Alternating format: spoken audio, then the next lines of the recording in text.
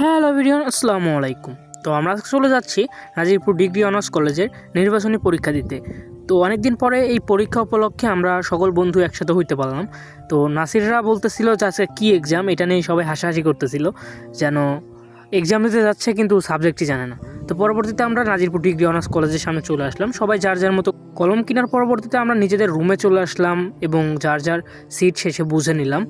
সত্যি বলতে এক্সামের জন্য আমাদের কোনো প্রিপারেশনই নেওয়া নেই। তো আমরা অনেকটা নার্ভাস ফিল করতেছিলাম যে কেমন প্রশ্ন আসবে আর কেমন লেখা হবে। তো পরবর্তীতে যা বুঝলাম, প্রশ্ন অনেক ভালোই আসছিল, সবাই ভালোই লিখছে। তো এখন আমরা ওয়েট করতেছিলাম, কারণ আমাদের সকল বন্ধু পরীক্ষা দিয়ে এখনও বের হয়নি। তো আমাদের যাওয়ার কথা ছিল ব্যাংকে, কিন্তু আমাদের কলেজেই আজকে পরীক্ষার ফি নেওয়ার কারণে আমাদের ব্যাংকে যাইতে হয় নাই। তো আমাদের জন্য গাড়ি ওয়েট করতেছিল। আমরা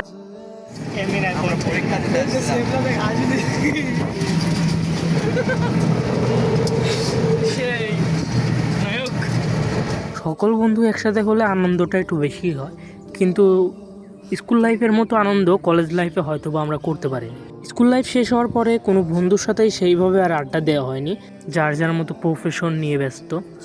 তো এই এক্সামের জন্যই আমাদের অনেক দিন পরে দেখা হলো, মজা করে এখন আমি বাসায় চলে যাচ্ছি। আসসালামু আলাইকুম, সবাই ভালো থাকবেন।